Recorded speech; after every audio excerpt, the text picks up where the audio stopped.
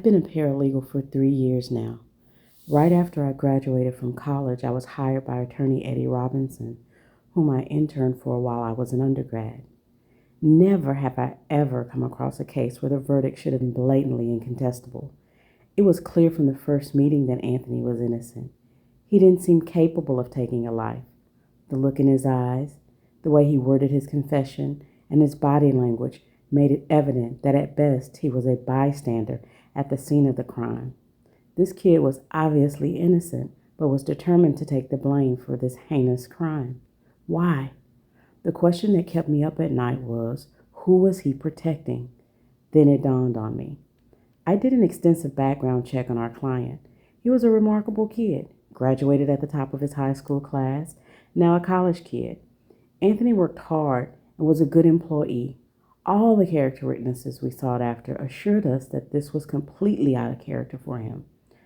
Our client tried to convince us that he had some type of mental break or snapped due to the victim's assault on his sister.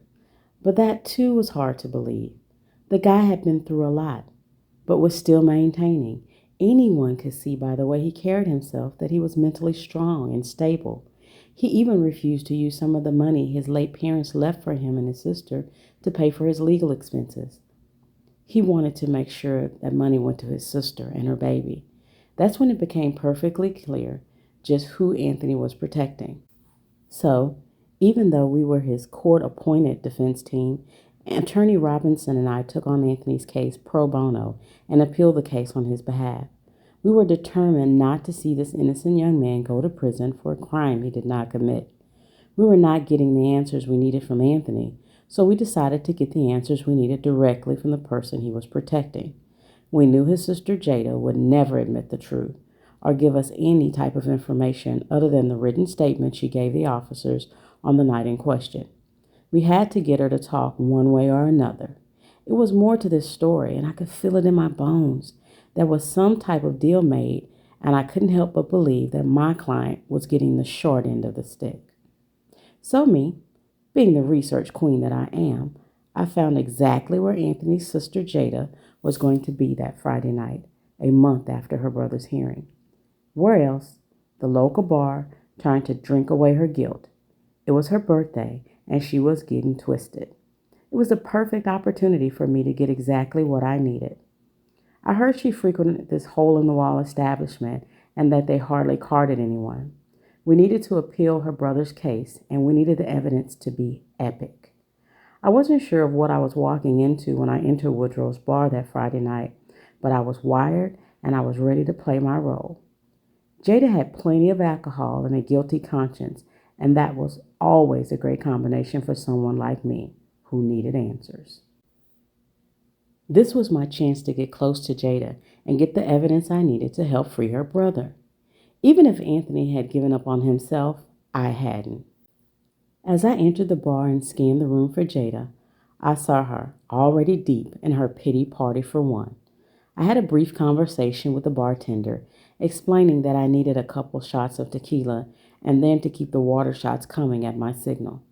I sat close by, waiting for the perfect opportunity. I didn't have to wait very long. Jada was dying for someone to talk to. You could see it written all over her face. She actually spoke to me first as I received my first shot. She asked if I was there to drink away my sorrows as well. Before I could answer, she asked about the scar on my right cheek. She wanted to know if it was a gift from some no-good man. I could tell this woman had a story to tell, so I played along and told her it was. Even though the scar was from a hiking accident a few months ago, my scar was the exact end that I needed.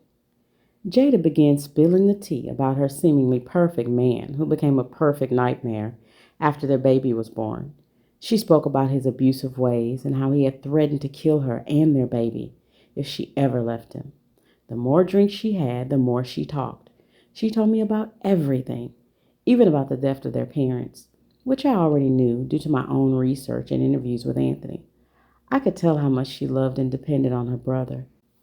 There was also a sense of envy there as well. She knew he loved her and her child and would do anything for them. And Jada explained exactly how she took advantage of that. She started confessing the plan she made to receive her inheritance earlier than she was supposed to. The wire I wore was coming in quite handy. When her confession was getting to the good part, Jada paused after taking her last sip of Hennessy. She had run out of money. I told her the bartender was a good friend of mine and would put it on my tab as long as we switched to tequila. I needed something clear. Jada agreed, and the bartender poured the first shot right in front of us. He then convinced us to move to the table at the back of the bar, where he started to bring us drinks. For Jada, he brought watered down tequila, and for me, just plain water. Jada was too lit to even notice. After Jada took her next shot on me, the liquid courage she thought she needed to continue worked like a charm. By the end of the night, I had a slight buzz and Jada's entire confession on tape. She seemed relieved to tell someone, to get the whole situation off her chest. She even thanked me for listening to her. She knew she was too tipsy to drive home, but said she would walk and didn't live far. But I called her an Uber instead to make sure she got home safely. I had played my role and kept my composure. I'm sure she believed she would never see me again. Monday morning, I went to my boss, Attorney Robinson, with the tapes and motion to appeal. I even cited where it states that in the United States, a confession is not inadmissible just because the defendant was intoxicated at the time of the confession. Due to the watered down shots, Jada was not substantially impaired. I even had prepared a written statement from the bartender if needed. The shots she did have did not impair her thinking or interfere with her free will of describing the events in question in great detail. After hearing his sister's confession tape, we were able to appeal Anthony's case with his permission. Jada was summoned back to court on her brother's case. The look on her face when she saw me sitting as a witness in the court was priceless. Jada was charged with the murder of her child's father, Malik Wright. Her brother Anthony received time served and 5 years probation for lying under oath. Anthony received full custody of baby Bella. Jada requested to have her portion of the inheritance used as a monthly stipend to give to her brother to help take care of her daughter Bella. However, Anthony refused the stipend and decided to put it in a trust for baby Bella. This case ended the way it should. As I stated before, the verdict was blatantly incontestable. Anthony was a great kid with a big heart who didn't even have a parking ticket. He needed someone to fight for him, so I did, and I'm glad I did. My commitment to justice paid off tremendously. Always, Stacy.